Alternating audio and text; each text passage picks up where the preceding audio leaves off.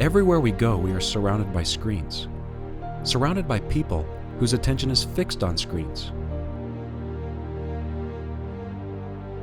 They're everywhere.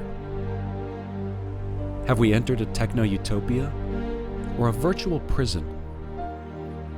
Should we be celebrating unreservedly, or should we be cautious and skeptical? Is it the greatest leap in productivity, or the biggest setback from the things most meaningful in life? Has today's connectivity drawn us closer to one another, or are we strangely more disjointed? Is our social experience richer and deeper, or more shallow and artificial? Has it brought us nearer to God, or are we building a Tower of Babel? Is it all of these things, or none of them? Whatever it has certainly captivated us.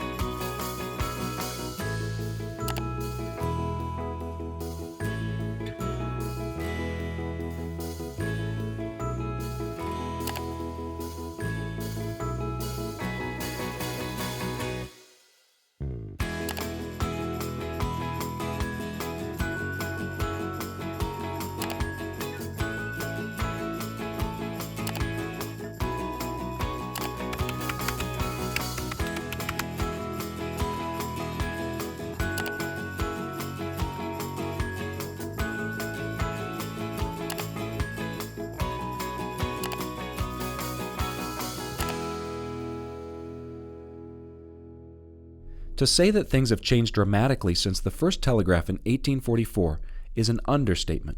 Yet how many realize that the telegraph was as revolutionary to culture as the printing press?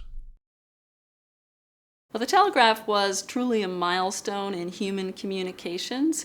It was really the start of virtuality. We think of the internet as allowing us to communicate in this great cyberspace world, facelessly and thinly, and yet the telegraph, for the first time, the telegraph allowed human beings to connect across distance, instantaneously, simultaneously. So although there were only two people or a bunch of telegraph operators along the line, it gave people this extraordinarily new power. And in fact, the telegraph operators of the time, who were both men and women, were flirting and chatting. They were playing checkers virtually, and their bosses had to keep a close eye on them because they were so taken with this new experience of getting together. There's a wonderful book called Wired Love, an 1890 novel. In it, two telegraph operators fall in love virtually, and when they get together, they're tongue-tied until he strings a wire across two rooms of a boarding house, and finally he proposes in Morse code.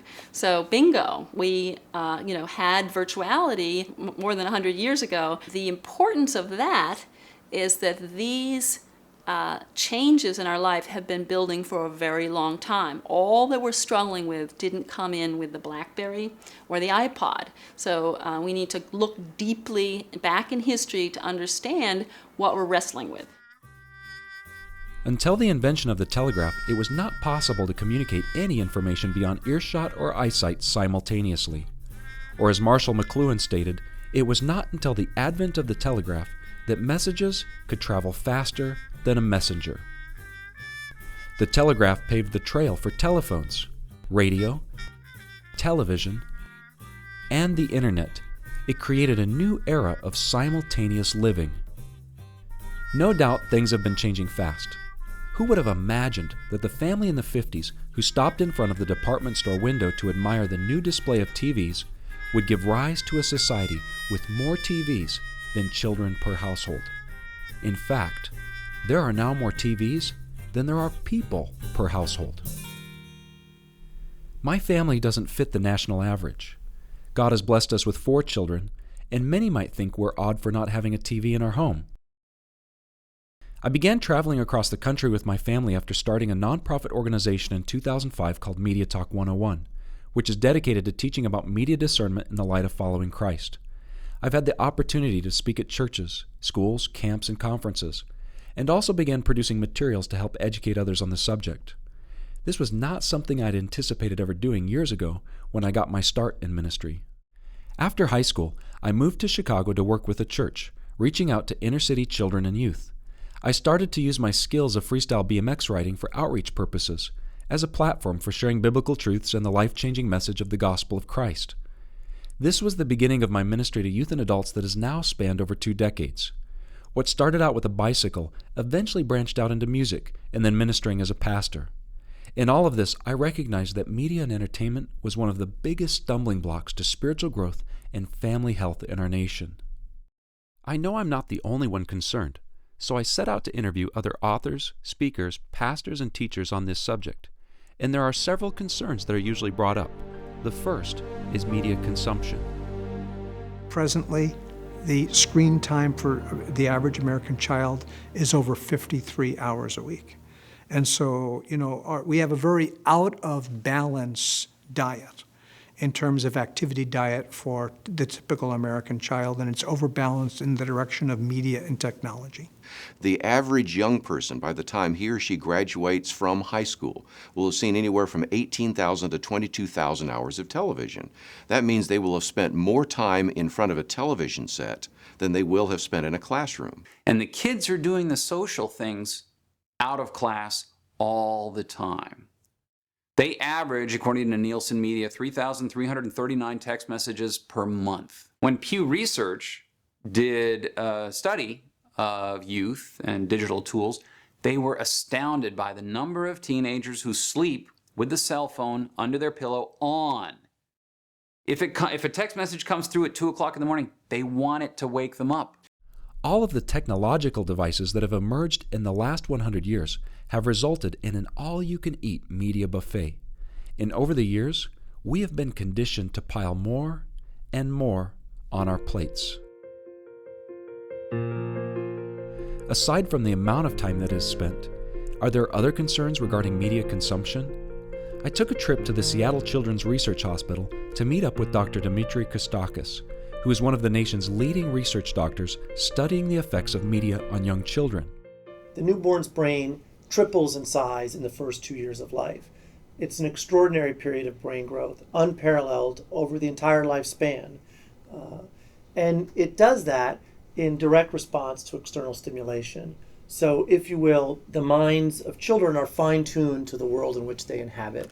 And the concern that I have had in my lab for some time is that if we expose children during that critical developmental period to what I call a hyper-stimulating environment, too much television that happens in a surreal pacing, which a lot of television does, will condition babies' minds to expect high levels of input. They will come to view themselves as living in a world that is so fast-paced, that quickly changes scenes, and then by comparison, reality will seem boring. It doesn't happen fast enough. We'll shorten their attention spans. And what we've found in studies that we've done is just that. The more television children watch before the age of 3, the more likely they are to have shorter attention spans when they begin school. The American Academy of Pediatrics has recommended for many years now that children under the age of 2 should be discouraged from watching any television. The concern doesn't stop with toddlers. Dr. Jeff Myers has worked with young adults for many years. What happens when somebody's really working on something they find absolutely compelling and interesting? It floods this whole part of the brain with activity in a way that actually stimulates the pleasure center of the brain. So when you work at something you really find interesting, it brings pleasure to you. The studies in media are really disconcerting in this way because we're finding that video games, for example, are really overwhelming kind of media, HD TV and things like that that are so amazing and incredible in 3D. It stimulates the nucleus accumbens, the pleasure center of the brain, by draining blood away from the executive center of the brain. So it gives people the sense of accomplishment without ever having actually done anything. It has the same effect in the brain as somebody, except for the actual brain damage part of it, as somebody who smokes crack. It gives them the sense that they've done something really great when in fact they've done nothing at all.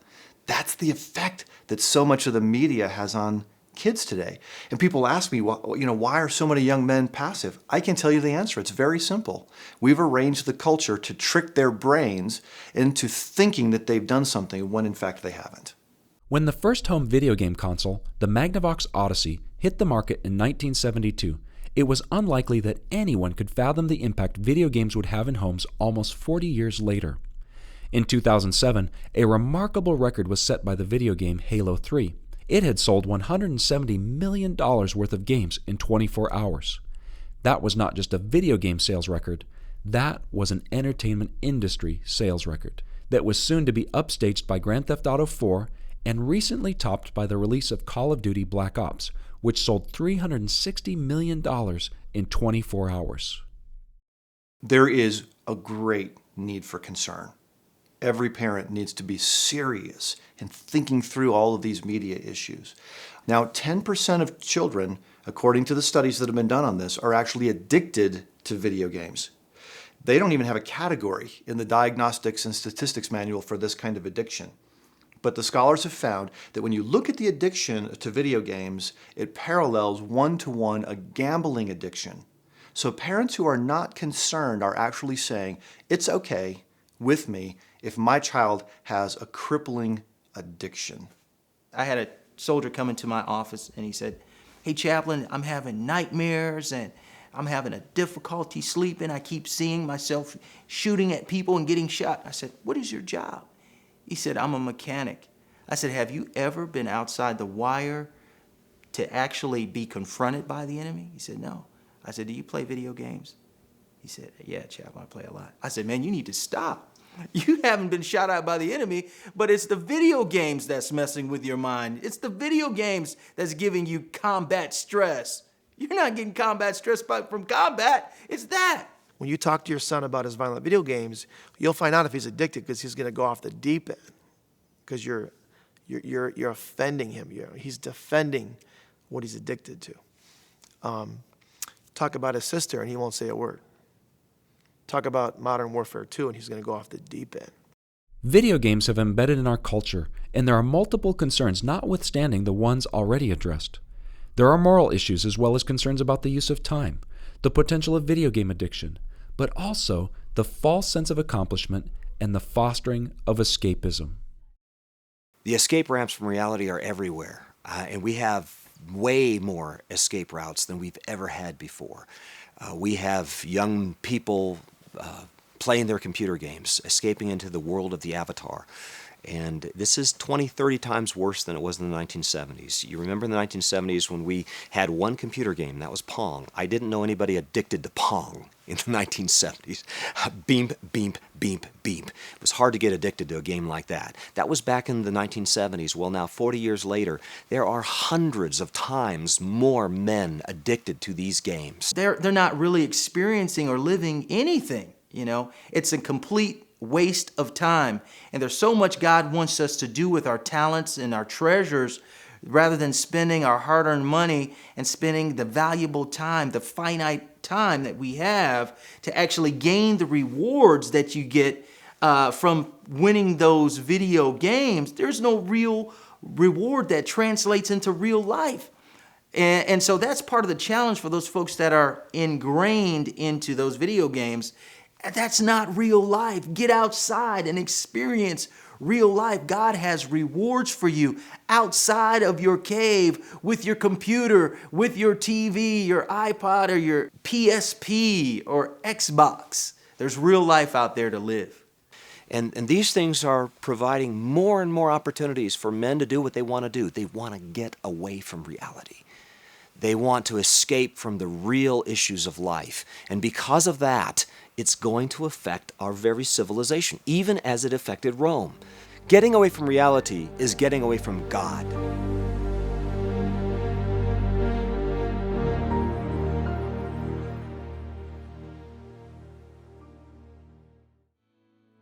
This is Shepherd's Hill Academy. We're a Christ-centered, biblically based residential program for teens struggling with behavioral issues. We have kids from all over the country and around the world that have come here. They're not going to have access to cell phones and video games and the internet and TV, radio, iPods. When kids get here and they find out that they're going to be removed from media for the next year of their life, a lot of times they freak out. It's a bigger addiction than drugs a lot of times. Pretty much my life consisted of media in some way, shape, or form. So when I came here and they told me that I couldn't have any of that, I kind of had a breakdown. All of these things they truly feel that they cannot live without. I've never been without media, and so coming here and living in a cabin with no electricity, no television to watch at night or anything like that, it really took a few months to really settle in, and I had to figure out new things to do and adapt to the new situation. When they get away from the hustle bustle of the everyday life in America, the technology, the multitasking and all that, these kids then get to experience things that they wouldn't ordinarily explore out there in the world of push-button reality.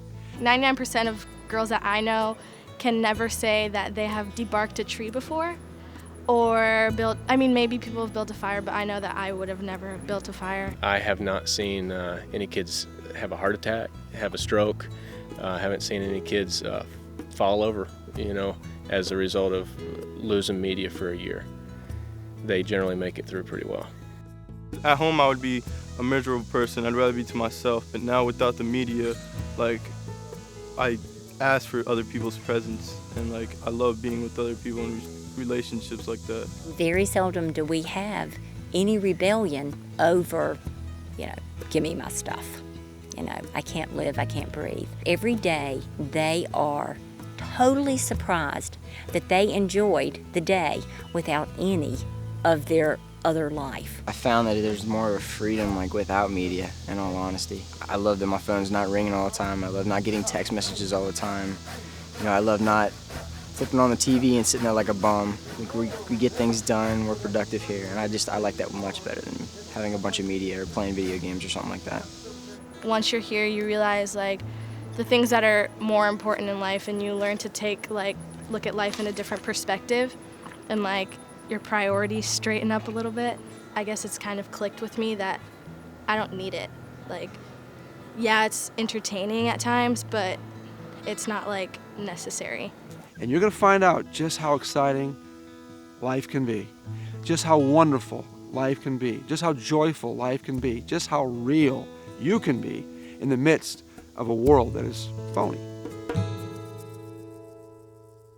Another concern that many are raising with regard to media and technology is the subject of multitasking. Kids are absolutely convinced that they can multitask. Young kids tell me, you may not be able to multitask, Dr. Walsh, because you're an old guy, but we can do it because we've been raised with it. One piece of research out of Stanford recently showed that when you learn, if you're learning something and you're multitasking, actually you're not going to remember what you learned very well. You're using parts of your brain related to more automatic activity if you're multitasking while studying or doing your homework, and you're not using the parts of your brain related to deep memory. And so the research has been done, and it's very clear, even though young people think they can multitask, they can't, because our brains are not built for it. Our brains are only built to focus attention on one thing at a time. Now, if things don't take focused attention, we can do multiple things. So I can chew gum and walk and carry on a conversation, because chewing gum and walking don't take a lot of attention. But if I'm trying to focus attention, I can't divide that effectively. When we try to multitask, we lose speed, efficiency, and accuracy. And the research is very clear on that. Maggie Jackson is a journalist and author of the book Distracted. Her concerns about media and technology don't stop with multitasking, but even more importantly, its effect on relationships. I would say that with respect to technology today, I'm most concerned that we are actually shifting for the worse the definition of what it means to be a human.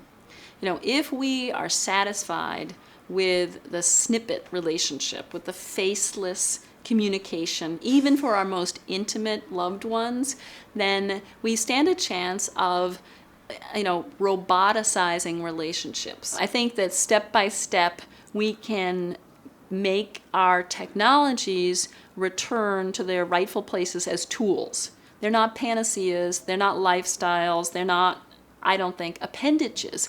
We're connecting on steroids, but what types of connecting are we creating? That's the question. Social networkings have a drawing power. Number one, because everybody's doing it. Number two, because you feel like you're connected. We all want to feel like we're important and like we're wanted and we have friends. Once you find like 10 friends, you're like, oh, maybe I'll see if this person's on there, that person's on there, and then it just gets out of hand. So I got to the point where I was probably on Facebook every day, all day long. I had it on my phone, at work, my personal laptop, just staying connected. You want to disconnect yourself from that, but then there's a part of you that want to always see what's going on in somebody else's life. And so I was like, well, Lord, I feel like I'm getting disconnected from you. Perhaps I need to be on a sabbatical from Facebook. I do think it's very hard to get disconnected from Facebook. I think it has to be a deep choice, even something that God has to help you with, because it's so enchanting and you feel like there's a void in your life once you break free from it. I think the biggest thing is building a persona that's not real. You post up these pictures because you want to look good. You post up videos because you want to seem important. You write statuses to make you seem like you're deep, like you have some kind of God-given insight.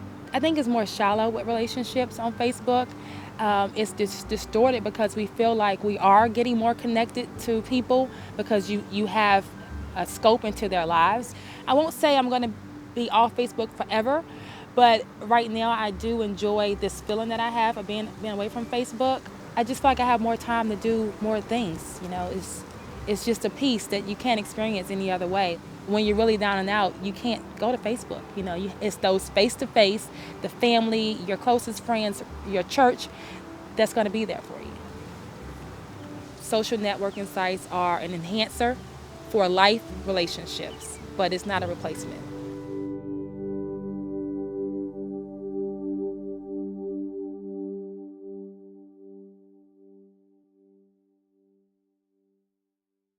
Nicholas Carr stirred things up when he published an article in The Atlantic titled, "Is Google Making Us Stupid?" He is certainly not the only person to be concerned about the potential intellectual costs because of today's technology and media. Another person who has voiced his concerns is Professor Mark Bauerlein. The digital age has swept into teenagers and young adults' lives like a tidal wave. It has now affected every waking moment of their lives. This makes social life a 24/7 condition, and it makes teenagers now growing up with one another, taking their cues from one another to, again, an unprecedented degree. And this is something altogether new in the history of human civilization. Never have teenagers been able to screen out adults so thoroughly as they're able to now. I asked Mark, what he would say to his students who are caught up in the digital age. How would he exhort them to aspire to better things?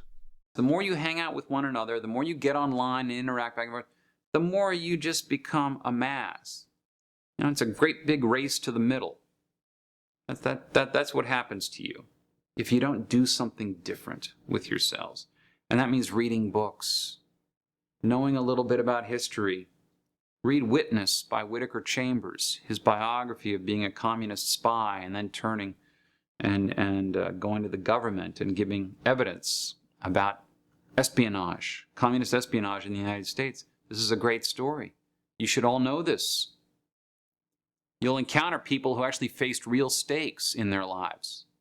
He didn't sit around and say, oh, my girlfriend dumped me. I feel horrible. Let me go talk to my friends. No, I'm going to go change my Facebook page. The trivia of youth are amplified by these digital tools. What is the motto of YouTube? Broadcast yourself.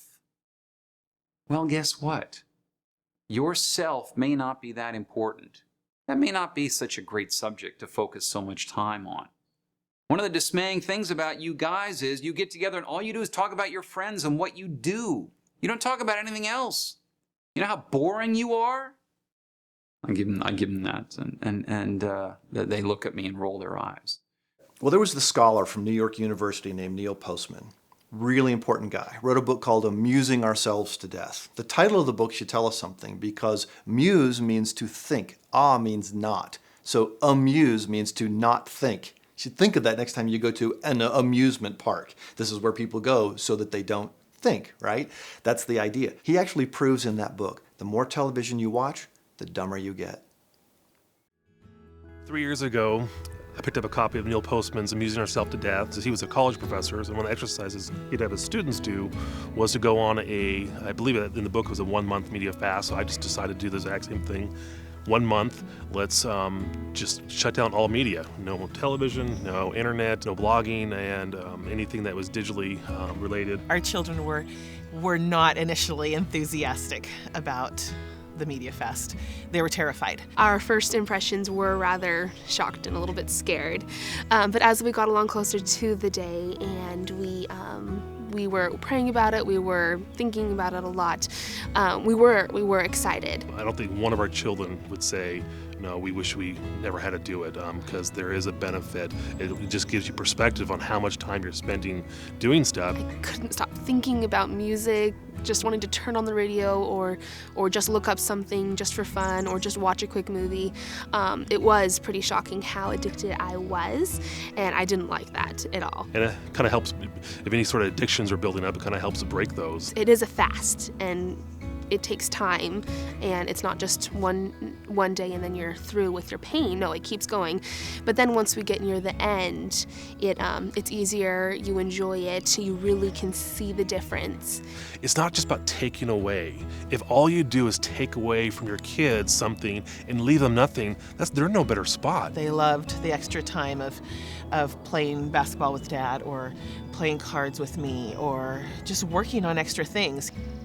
Our lives are so busy and noisy, and it is also, it's like it brings a quietness, and then quietness is when you hear God's voice. It is so sweet, the silence, and not just the silence, but the peace. Because if you're doing everything and you have this noise going through your head, you really cannot have peace, and you don't know that you're missing it until you have it.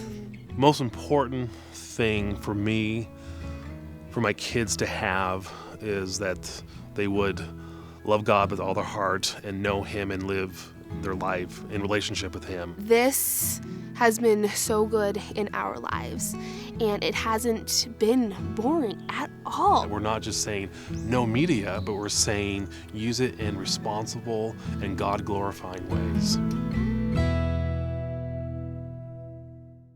There are so many things to think about when it comes to media consumption, including its potential impact on our physical bodies.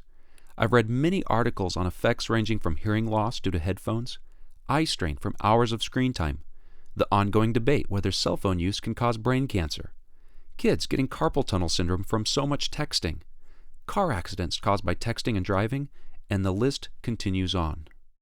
So all of this technology is capable of wonderful benefit, However, because it's powerful, we have to use it aware of what the downside is.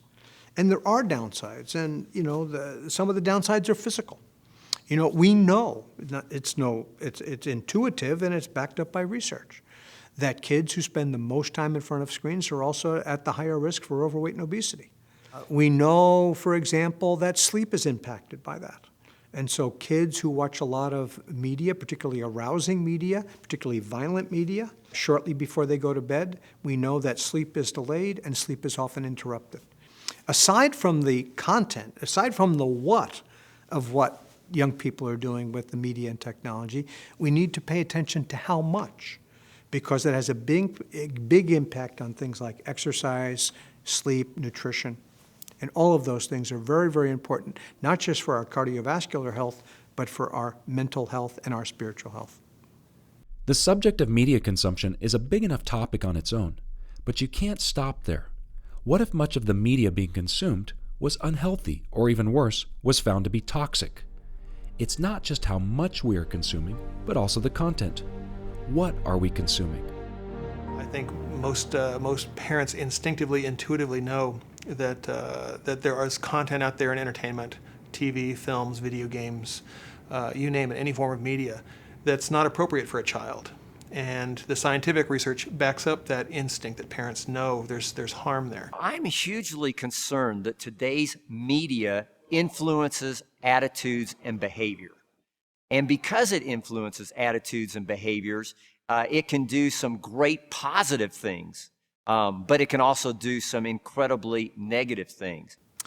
There is no question in my mind, after 25 years of research, that violent media does impact teens, juveniles, children.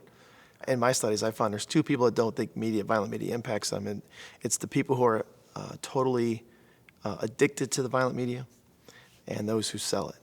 Understand that there's more TVs in America than there are toilets, which should give us some indication that there's probably more sewage coming into our homes than are actually leaving it. Is the concern about morality in media just a right-wing conservative agenda or a fundamentalist soapbox? Listen to this insightful statement. The moral importance of entertainment is something which has been universally recognized. A man may be judged by his standard of entertainment as easily as by the standard of his work. Where do you suppose that came from? You might be surprised to find out that it was part of Hollywood's Motion Picture Production Code in 1930. That production code, which was meant to be a set of self-regulating guidelines to keep unacceptable content out of motion pictures, was not a reflection of morality and decency in Hollywood at that time. It was the result of a general public outcry due to risque content in films being produced, as well as off-screen scandals in Hollywood. In 1921, nearly 100 censorship bills had been introduced in 37 states. In order to stave off the state laws and the potential of federal censorship laws looming on the horizon, the film industry hired a man named Will Hayes, who led a successful public relations campaign of industry self-regulation. In 1930, Will Hayes adopted the production code that was written and submitted by a Catholic priest. Listen to this example from the general principles. No picture shall be produced that will lower the moral standards of those who see it. Hence, the sympathy of the audience should never be thrown to the side of crime, wrongdoing, evil, or sin. This checked Hollywood for a season, but over the years the industry continued to press the envelope in order to draw audiences. By 1968, the code, which had been continually changed, skirted, or liberally interpreted, was replaced by a new rating system. Asking Hollywood to regulate itself, in my mind, is rather like shipping lettuce by rabbit. We created this study where we evaluated 3,200 movies over 15 years. And we went to a media research company and also to a statistics department of a university and actually had them collect the data and evaluate it. And we found that in the 15-year period, Hollywood had produced 12 times more R-rated movies than G, while at the same time, the average G-rated movie had made 11 times more profit than its R-rated counterpart. It's not uncommon to hear the following argument about media. But it doesn't affect me. I've heard from young people all the time that says, it doesn't affect me. I could watch this movie and it doesn't affect me. This TV show, it doesn't affect me. And I listen to this music and watch these videos and they don't affect me. I play this video game and all these video games and they don't affect me. My simple response to that is, really? How do you know? There is an unbreakable link between what we see and hear and what we do. You can't break that link. You can't think, I'll watch and I'll listen, but I won't do. God has joined them all. And again, that works the opposite way. If we are feasting our eyes and filling our ears with what's good and pure, then it will have that blessed effect on our outward actions as well, and will become a blessing to others. The more we partake of media without guarding our hearts, we become desensitized to it. What once bothered us, now we're okay with. For many years, Focus on the Family has placed a focus on media discernment because of the impact it can have for good or bad on the entire family. I met up with Bob Olszewski at their headquarters in Colorado Springs to ask him about the work that he does with Plugged In.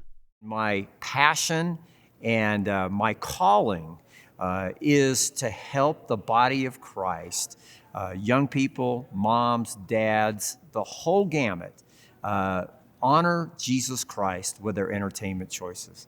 I believe that as a general rule, we haven't done real well as the body of Christ in that area. Maybe because there's no scripture that one can turn to that says, thou shalt not watch slasher films. Thou shalt not be a gangster rap fan. Thou shalt not play M-rated violent video games or whatever. So the body of Christ is a little confused. We've got to take the issue of media discernment seriously, number one. And typically in today's culture, again, let's go back to movies. If the culture is looking, should I go to this movie? What do they ask? Who's in it? Who's the actor? Who's the actor? Who are the actresses? What about the special effects? How well did it do at the box office? Instead, we should say, what would the creator of the universe think about me going and seeing this? But if we say, I don't think he would be happy with me being there, then say no. Deny ourselves. Take up our cross and follow him. Deny. It's okay to deny. I think in this culture, Christians have said, denial, that's too tough. But we've still got to go back to it. It's a scriptural principle that we have to say no to some things.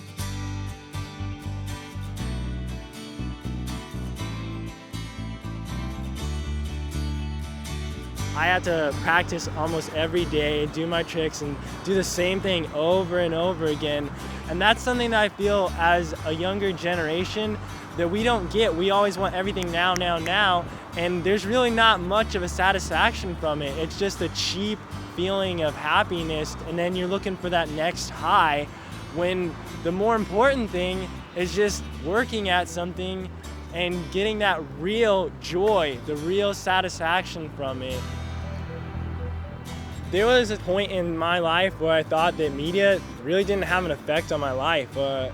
People would tell me, why are you listening to that? And my parents were a little skeptical, and I wasn't really a Christian back then.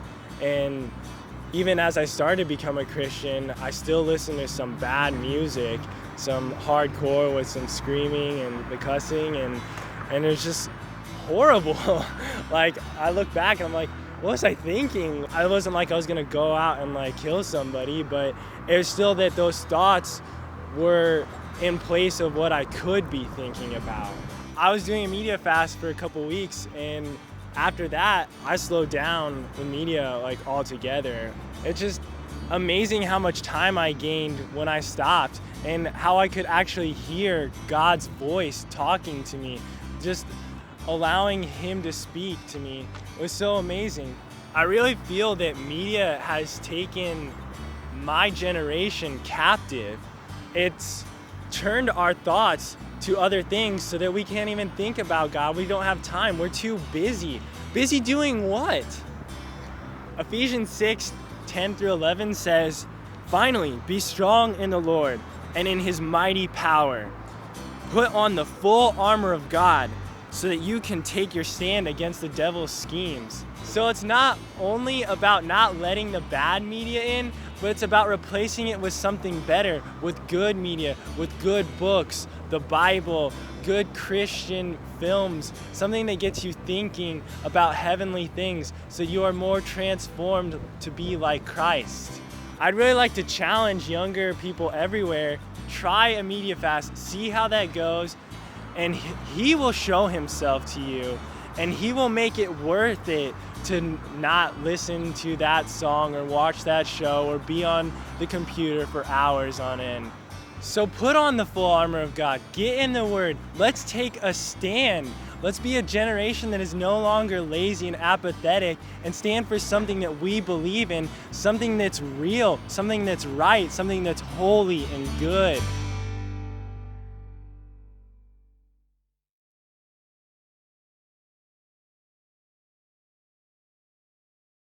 Newt Minow gave a spectacular speech in 1961 to the National Association of Broadcasters convention. When television is bad, nothing is worse. I invite each of you to sit down in front of your own television set when your station goes on the air. Keep your eyes glued to that set until the station signs off. I can assure you that what you will observe is a vast wasteland. You will see a procession of game shows, formula comedies about totally unbelievable families, blood and thunder, mayhem, violence, sadism, murder, Western bad men, Western good men, private eyes, gangsters, more violence and cartoons. And endlessly commercials, many screaming, cajoling, and offending. And most of all, boredom. True, you'll see a few things you will enjoy, but they will be very, very few. And if you think I exaggerate, I only ask you to try it. When I met Newt a couple of years ago, he said that I described in 1961 television was a vast wasteland. Now it's a toxic dump. And he's right. I always thought, boy, would it be fun, and exciting to be on a NASCAR, pit crew racing, going all over the country and stuff. And as I looked at the time that those guys spent, it's a 16-hour-a-day job, 5 days a week, load the car up, get to the racetrack, the race is on Sunday, load the thing up, get back to the shop. I realized that I couldn't give that commitment to it and have a family. As a result of that, I became an avid fan, always kind of maybe vicariously living through the television, something that I wish that I could have done, but just didn't want to make the sacrifice for it. In the few hours that I had on the weekends to spend with my children, I was making it a priority to watch sporting events, whether it was a NASCAR race in the summer or football in the fall. I believe that I was a slave to television. I let it dictate what Nick Wasdrup was going to do and when he was going to do it by what I wanted to watch. And every race is the most important race until the race is over, and then it's next weekend's race. And you realize you're just being sucked into a cycle, and then you're buying into it. You have to keep watching to see what's important. Who's dictating what's important? It's not me. I want my children to realize that God is the center of my life, not the television. As I was watching these things and I started to pay attention to what was happening in the commercials, all of a sudden you start to realize this thing is controlling and training not only me, but more so my children. That was the part that really, really became upsetting to me. I realized that just unscrewing it from the wall wasn't going to be enough. I had to take a pair of wire cutters and cut that cable into pieces. I physically disconnected it and I cut it. Now the bridge has been destroyed to the past. We have to go forward. No, I don't regret it at all. I don't miss television at all. I have no idea who's the popular actresses or actors, or what the box office smash was. But I can tell you, when Samantha rode her bicycle for the first time without training wheels, I can tell you those things. I can't remember any of those games, but I can remember a lot of those things that I would have missed out on if I hadn't taken those cutters and cut that cable.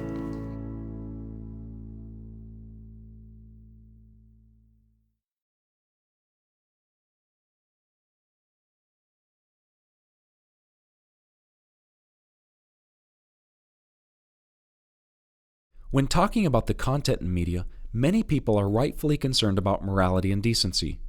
But those are not the only concerns. Mass media is one of the most effective ways to disseminate philosophies and false worldviews. Colossians 2 verse 8 says, "See to it that no one takes you captive through philosophy and empty deception, according to the tradition of men, according to the elementary principles of the world, rather than according to Christ."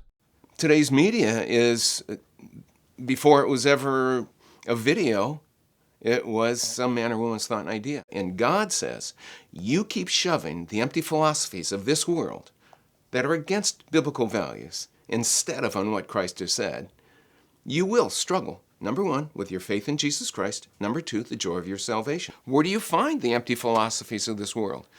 Go home and turn on your TV. Go down to the local theater. Get that video game. Turn on the radio. Listen to the latest top 10. Listen to the latest top 50. That's where you find the philosophies of the world. What's happening is that we live in the United States of America, or the vast majority of people watching this live in the United States of America. But we have to understand our children don't see themselves living in the United States of America. They live in the United States of entertainment.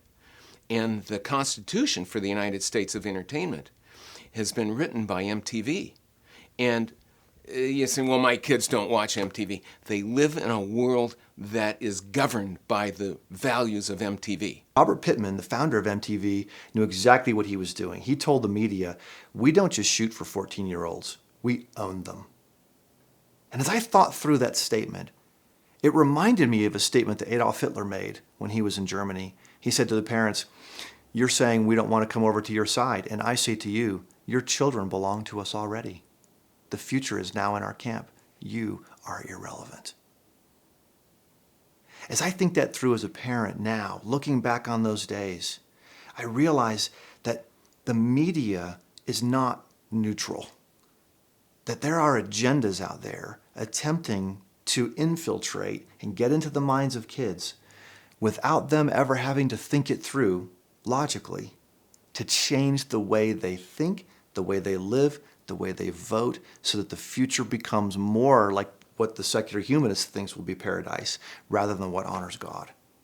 We would hate to think of ourselves as slaves. We are free, we are in the land of the free and the home of the brave, and yet we've enslaved ourselves.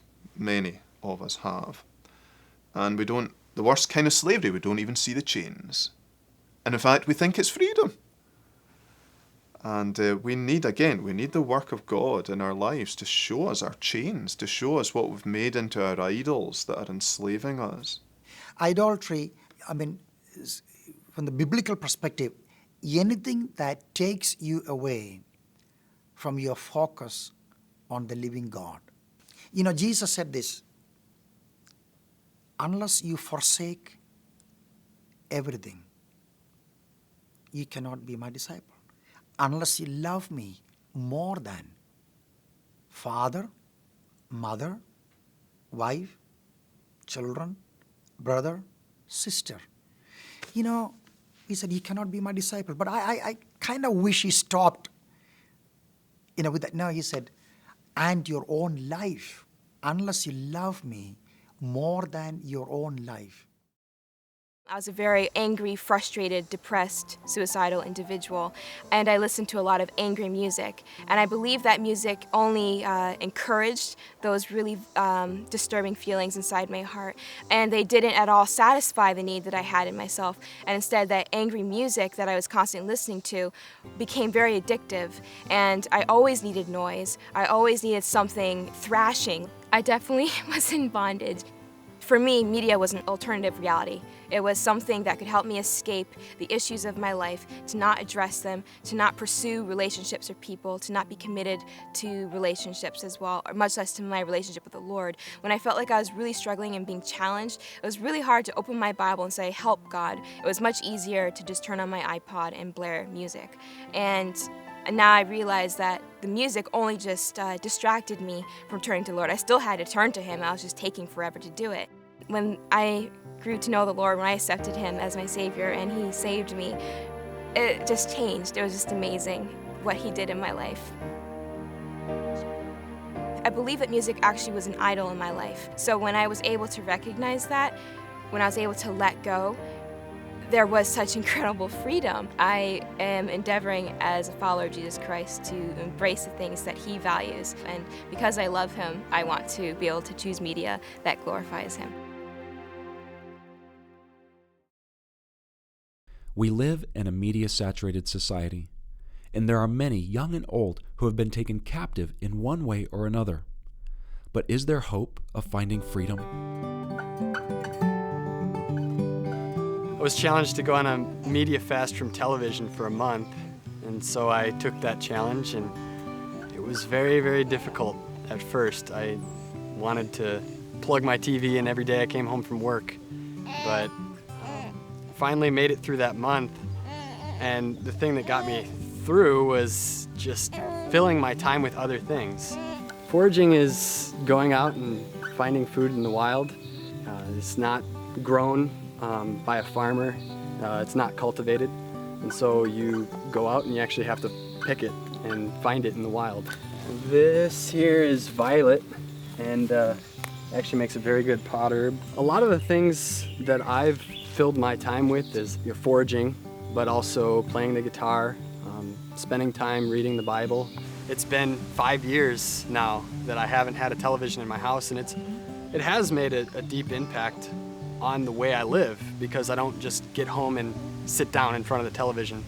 I have time to spend with my family, and we occasionally will watch a movie together, but I'm more selective in my media than I was before. There are many different things that are poisonous, so you have to know how to discern between the poisonous plants and the edible plants.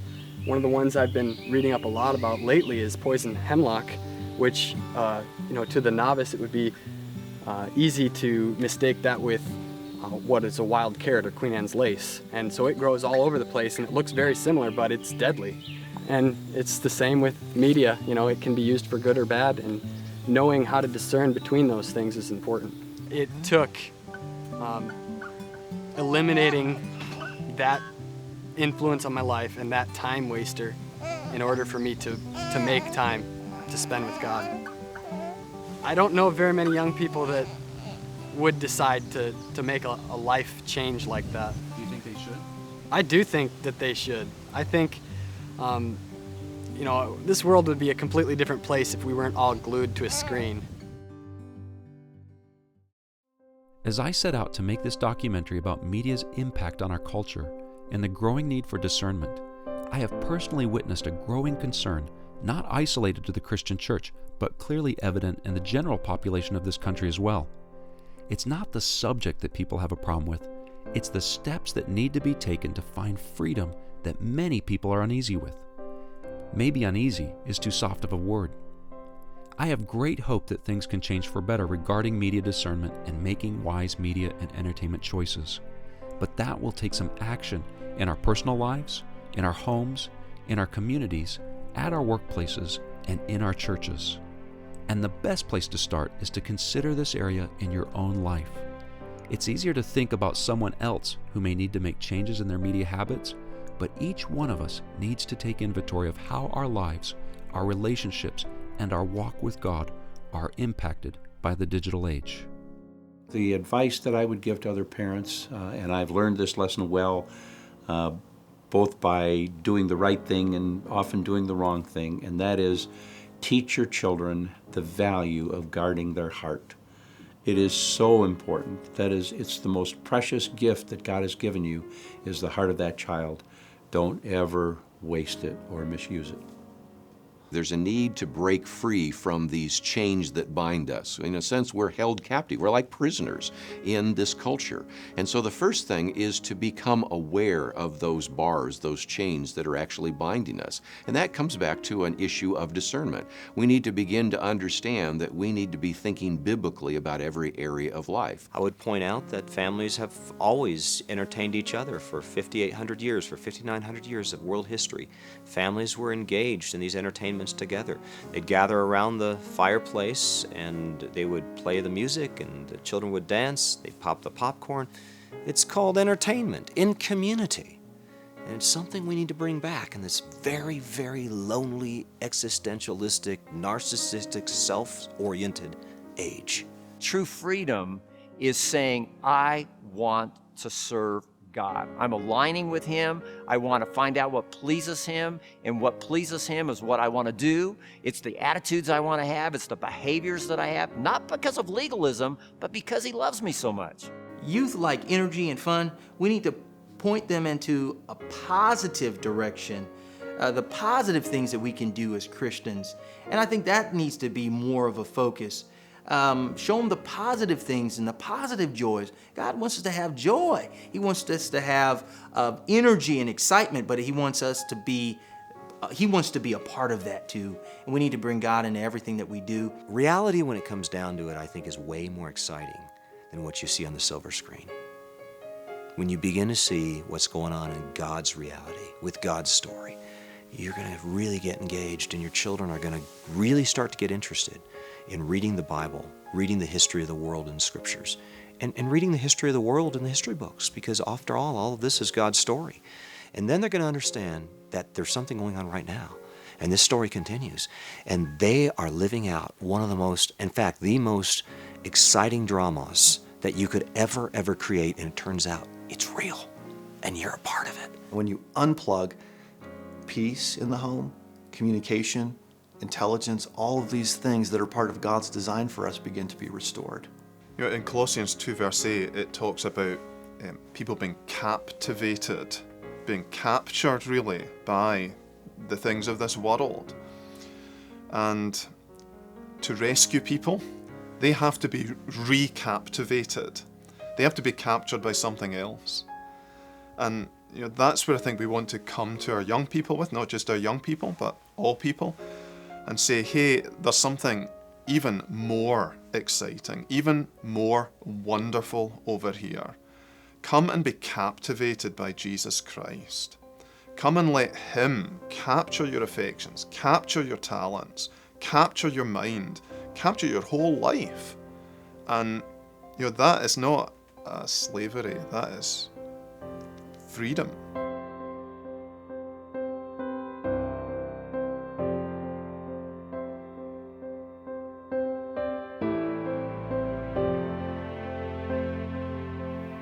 We want people captivated, but we want people captivated by Christ. And the physical, spiritual, emotional, vocational, social blessings that will flow, they're immeasurable.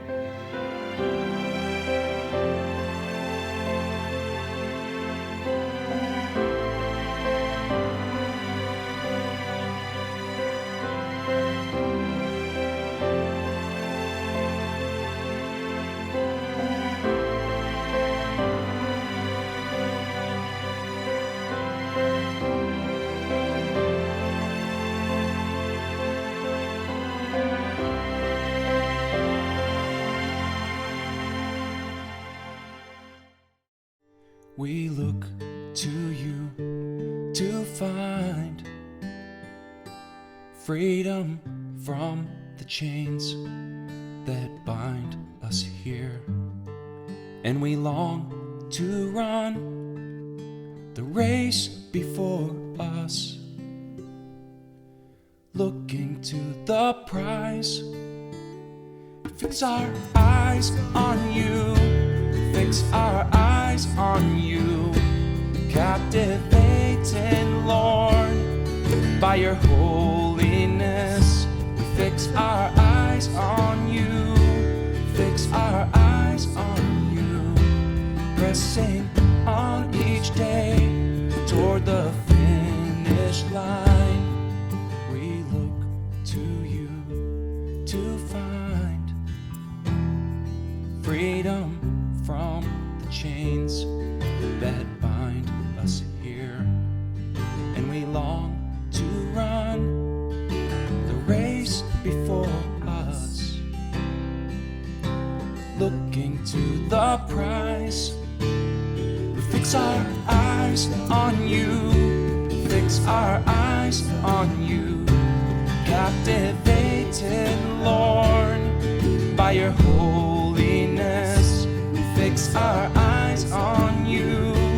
Fix our eyes on you. Pressing on each day toward the